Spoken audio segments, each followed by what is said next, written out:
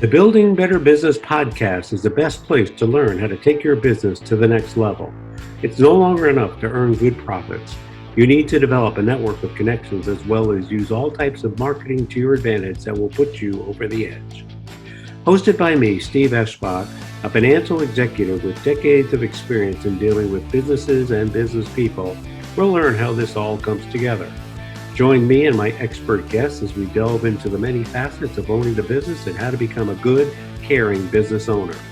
Listen how making a difference in your community can attract all sorts of clientele, which in turn will build you a better business. Greetings of the day, everyone. My name is Steve Eschbach. I am the owner of Transworld Business Advisors. We're a mergers and acquisitions specialist firm.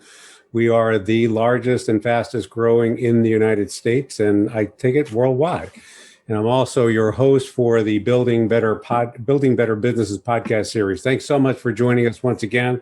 I'm delighted to have a guest of mine. Her name is Janet Steiner. She has a couple of accomplishments that we'll probably talk about, among others. One is to take a company from $1 million in revenues to $40 million in revenues and then eventually sell it.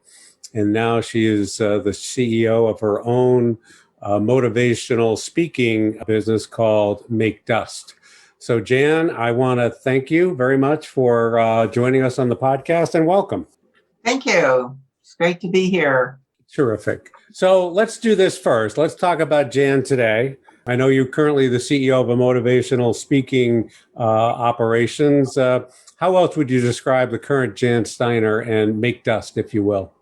Oh, well, Janet Steiner today is just really enjoying life. I did sell the business, as you had mentioned, and I took somewhat of a sabbatical. And during that sabbatical, I got to visit some different areas. The Galapagos Island was a beautiful spot, the Alaska, into the backwoods of Alaska, and really just wound down a bit. When you are running a business, it was a manufacturing business. It's go. As you're running a business, it's go. And then to be able to have the switch turned off and to some extent, and it turned down and be able to catch your breath and take a sabbatical. It was absolutely wonderful. I really, really enjoyed myself. And so now it's time for me to get back involved and doing what I had always wanted to do after I sold the company, was help specifically be an inspiration to people in business, women in the manufacturing world. And that's what I'm doing. That's terrific. I noticed just by going to your homepage, which is Make Dust, and the opening line is Jan teaches the fundamentals that every successful business owner needs to know. Now, I know we can't do that in 10 minutes, but there's probably so much you can share with our audience about along the lines of my podcast series, Building Better Businesses. What are like one or two or three of the top things that you would kind of tell a business owner first thing off the bat? Okay, I'll go back to the name Make Dust. Make Dust is created because it was my favorite slogan that I had actually up on my wall in my office. If you don't make dust, you eat dust. In other words, be a leader out there. And how do you be a leader? Thoro Packaging, the name of the company, was created by my mom and dad, and it was about thoroughbred horses. And so we had this horse theme. So can you imagine riding on a trail, and if you're in the front, you're making the dust versus eating the dust. So that's always what I wanted to do. So one of the things, back to answering your question, about the things that are really critical, I think, for a business to be successful. One of it is cash. Oh my gosh, we need cash. We need to have cash. When I took over the business, for my dad, actually, when I started working there, it was capital intensive. They didn't have much money. We did factoring.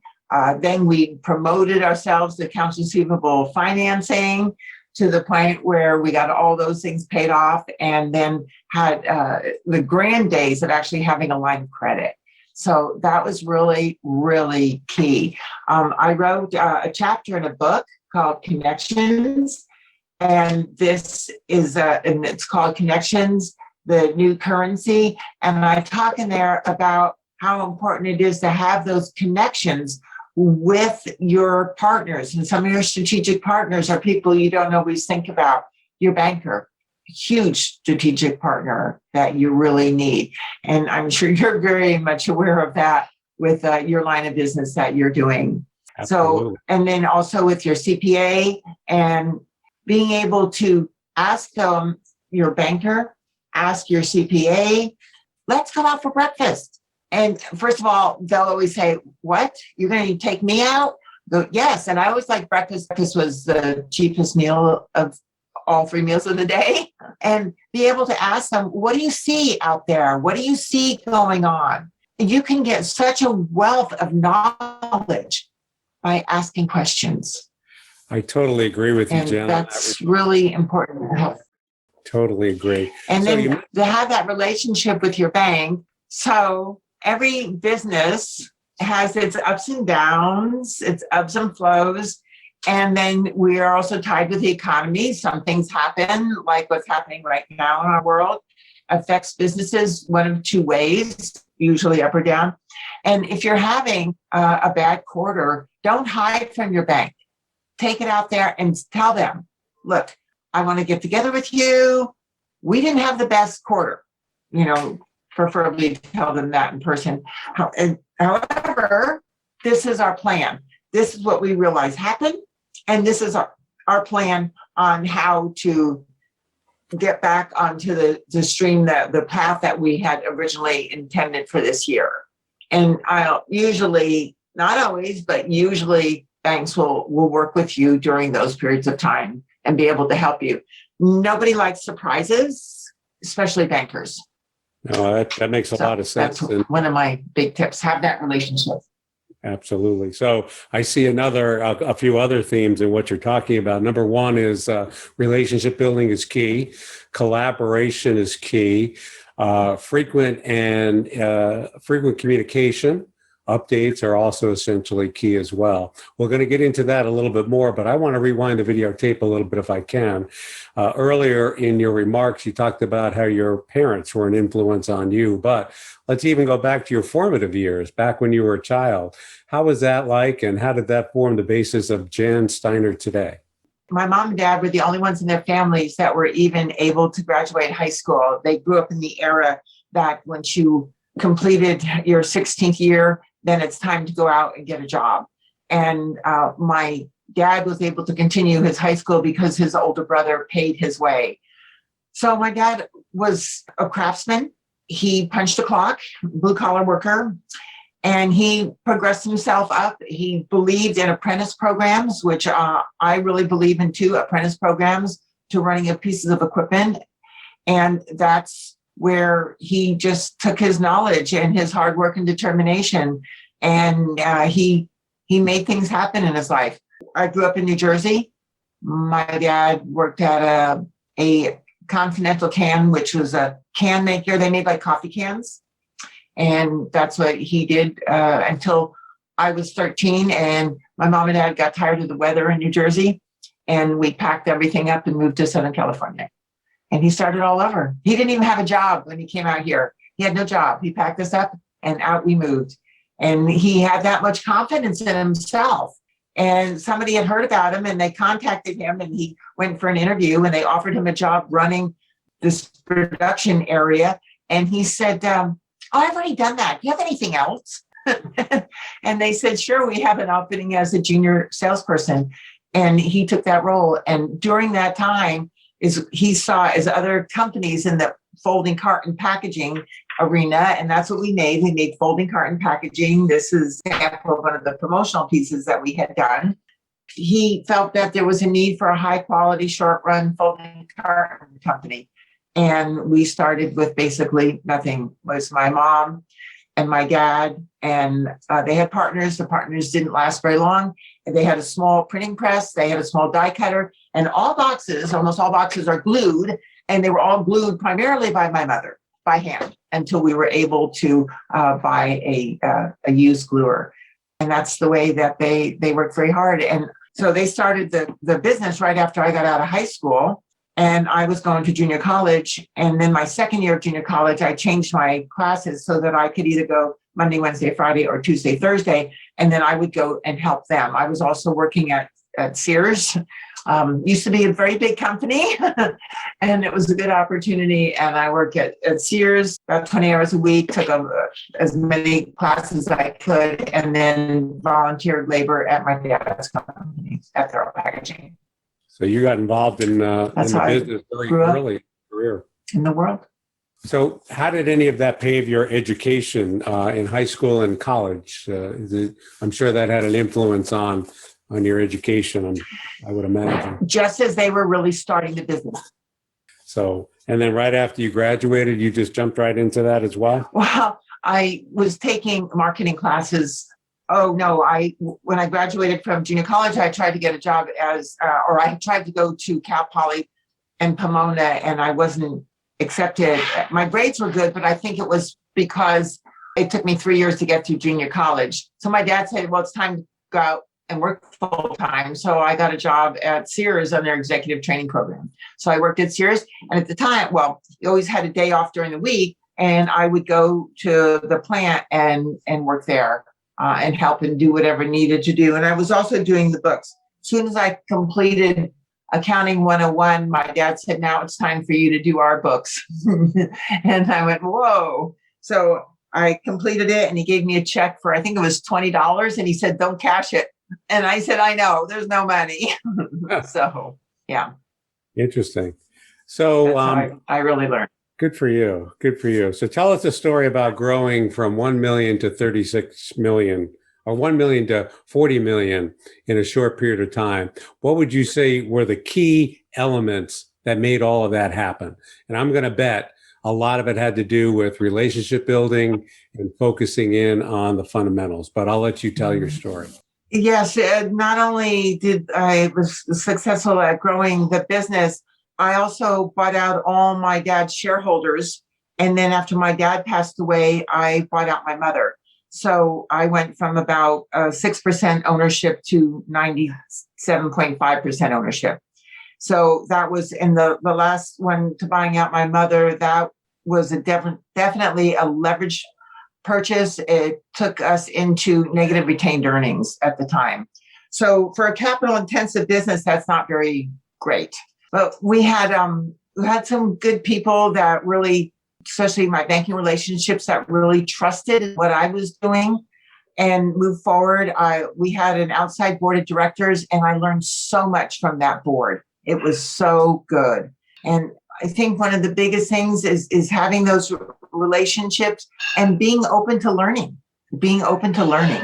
It's huge. So I guess you're kind of answering my next question is, well, what would be the biggest piece of advice you ever received along the way? And it sounds like there might have been quite a bit. And then after experiencing all that growth and where you are today, what advice would you give business owners today? So let's start with the advice that you got that had the biggest impact on you. Oh my gosh, there's so many pieces of advice. It's hard to narrow that down. I really think that I do remember the day when I was in a Vistage group. I was in a peer group of CEOs, which was phenomenal. It really helped me a lot. And I did not, at that point, I was so proud of the fact that we had gotten ourselves to a financial position that we did not have a line of credit. And I was encouraged, you need a line of credit. You have to have a line of credit. And we got that line of credit, and that really, really helped me. Later on, when we were quoting on a very large piece of business, actually it was for Johnson & Johnson, and they contacted me and they said, Jan, we're seriously thinking about giving you this piece of business, but you're going to have to gear up for it, and you don't have a line of credit. And I said, oh, please call my bank and ask them, one, does Thoro Packaging have a line of credit? Two, is there anything outstanding on the line of credit? And we got the business because we had the line of credit, but we didn't have anything outstanding on it. And it really helped us in that situation. So money, I keep going back to money, cash, having those relationships.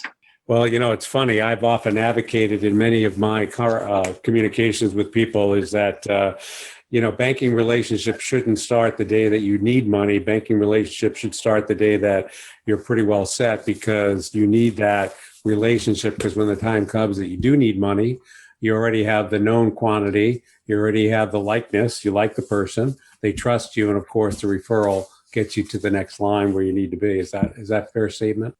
Well, my father used to say it a little bit different. My father used to say, banks are your fair weather friends. When the weather's beautiful and you don't need them, they're all there. And then when you need them, they're not. I think that was one of my good tips of advice that my dad had. Well, there you go. Well, it certainly set you I just think that's one of the biggest tips, one of the good tips that my dad gave me. Yeah. And do you continue to pass that tip along to others that you meet? Mm-hmm. Sounds good. So what do you like best about what you do today? I like to see people grow and develop to be the best that they can be, and take a challenge and conquer it.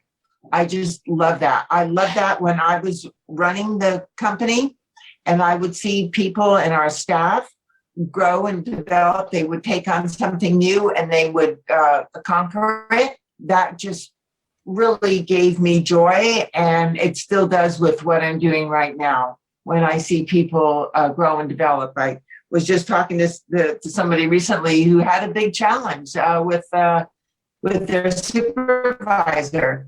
And then I was talking to her, and the way the supervisor was speaking with her, and she said, well, we just need to take these steps one thing at a time, because they were being bombarded with some things. And he goes, yeah, you're right. And I said, you know what? You just took over the managerial role and you did it so nicely. So when you see people grow and develop, that's what excites me. That's good to know. That's great advice.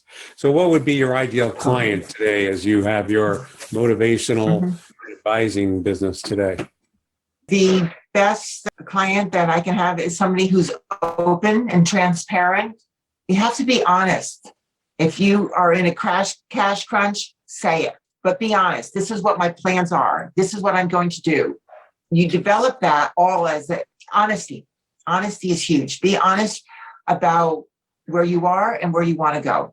Totally transparent and honest. That makes sense.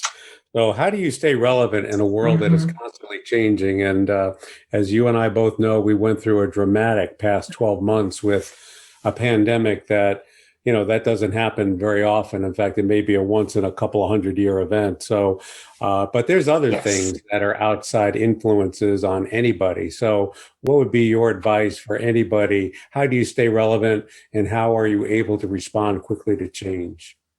Be open to what's going on. Listen to the people around you. Listen to your customers. Listen to what they're saying.